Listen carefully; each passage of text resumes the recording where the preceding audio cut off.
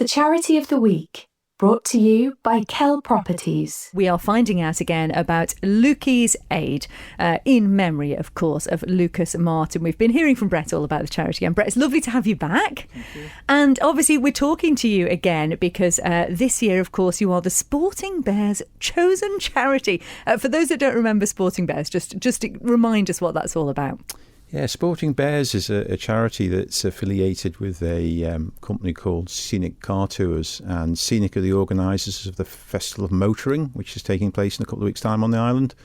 I was involved originally in helping facilitate the event. I worked quite closely with Scenic back in, actually it was before COVID, and they developed the event from that, and then obviously when they heard about Lucas, they wanted to do something to honour his memory, and they very kindly spoke to Sporting Bears, who agreed that we could be their designated charity, as we were in 2024 also. And so this is to do with the dream car experience, isn't it? So tell us a little bit about it. Yeah, well, on the Saturday of the event, all of the cars that are involved are down on the promenade, on the Esplanade, and they have a sort of a family open day, for want of a better description. And as part of that, they have several supercars down there, and people pay to go in the supercar and have a ride around town. I don't think it's high speed or anything like that, but it's just being in these sort of £150,000 plus type vehicles. And the proceeds are collected and they go to a chosen charity, and it's us. Which is fantastic. Yeah. And just tell us a little bit about what that money goes to. It's a mix of things. Our primary aim is to help young people facing adversity. So that can be literally from toddlers right through to sort of people in their early 20s. And we want to try and help them overcome adversity, essentially. So we're looking for people who have some challenge in their life that's holding them back. We always said about Lucas, it was in his nature to be a driven person and to succeed in life, and we like to think it was in his nurture as well, but not everybody has that. Some people have a real wish to do well in life, but circumstances hold them back, so we want to kind of pull the rug from under those circumstances and let them fulfill their potential. And as we've discussed previously, and you mentioned again earlier this week, Lucas was very much someone who wanted to give his friends a helping hand. And this is something that you only found out about actually after his death, isn't it? Yeah, largely. I mean, we knew that he was really a son to be proud of.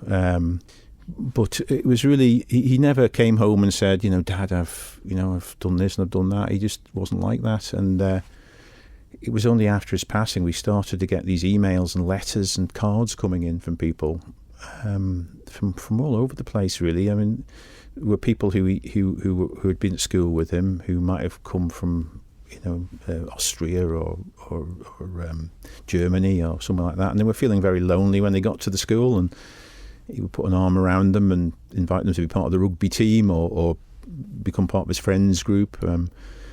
People who were having mental health challenges at school, just through loneliness or growing up, the teenage angst thing, and he'd help them. And it was incredible. I mean, we were getting emails. We got an email from one guy talking about Austria. His chap lived in Vienna, and he said he was going to light a candle in the cathedral to Lucas because he'd helped him so much when he'd been kind of dumped at the school by his parents, 1,000 miles, 2,000 miles from his home. And that was one of maybe 50 or 60 examples that we got. Yeah, it was quite extraordinary.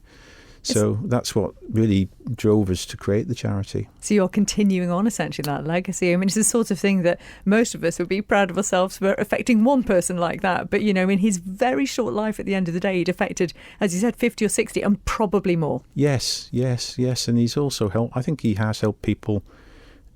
Some of his friends, I won't name names, but I know that they, some of them were struggling with their schoolwork or struggling with university or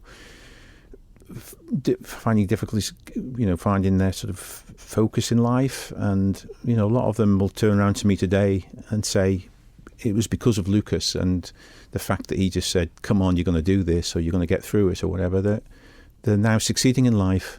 And that of itself is, makes me feel so proud. I'm not surprised. Yeah. And I'm guessing that is the very voice that's in your head and saying, come on, Dad, you can do the Loch Ness Marathon. Oh, yes. The Loch Ness Marathon. Yeah. Well, he had me going up Kilimanjaro at the beginning of the year, which I never thought in my wildest nightmares that I would do. But yeah, it was a fantastic trek, and we raised a lot of money. And after that finished, we thought, right, what's the next thing? And my second son, Bradley, he lives in just south of Edinburgh, and he said, the Loch Ness Marathon, we've got to do the Loch Ness Marathon, that's the next one. So he planted the seeds, and it seemed like a good idea X number of months ago after I just got back from Kilimanjaro. But now, with it just 3 weeks away, it's pretty daunting stuff, but we'll do it. It's myself, it's Connor and Bradley, Lucas's two brothers, and Neve, Bradley's new fiancée. We're all doing it. I'm expecting to take up the rear by a substantial time. You're training, though. You're putting in a lot of hours of training. I am, but so are they, and they're 30-odd years younger than me. So, are you a competitive family?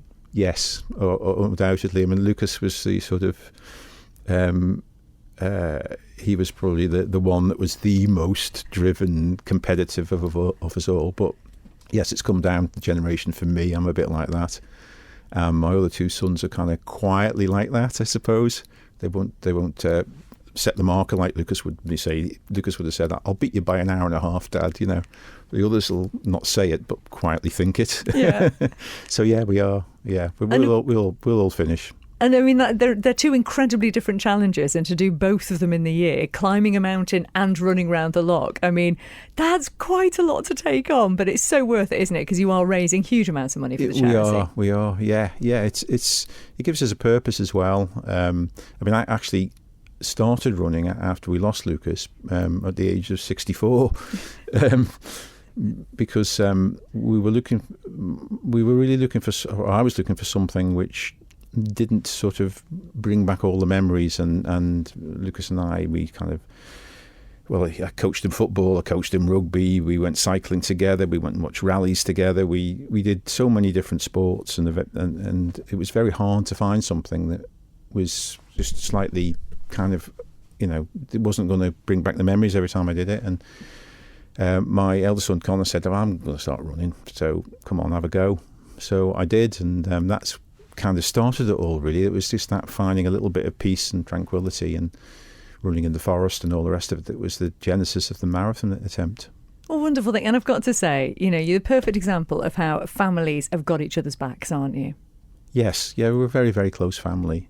I think we all feel that Lucas is still there pulling the strings. Definitely.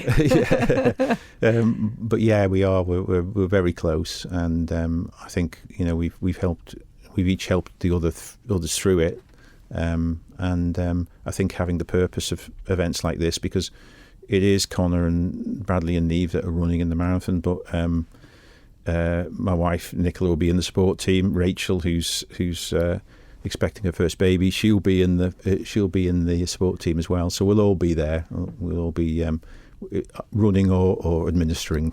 They'll be there with the energy drinks. Exactly. Yeah. And the motivational words. Yes, exactly. Yeah, and up ahead, Lucas will be there, running on, saying, "I'm still ahead of you." Yes, and laughing his head off at what I'm doing. Exactly, I can imagine. Well, just let people know how they can support you, and especially put their money behind this brilliant marathon attempt. Well, we've got a Just Giving page open, so it's an awful long address, so I can't really give you that. But if anybody's interested in helping us on that, if they just go to the Just Giving page and put in search Looky's Aid, and we'll come up.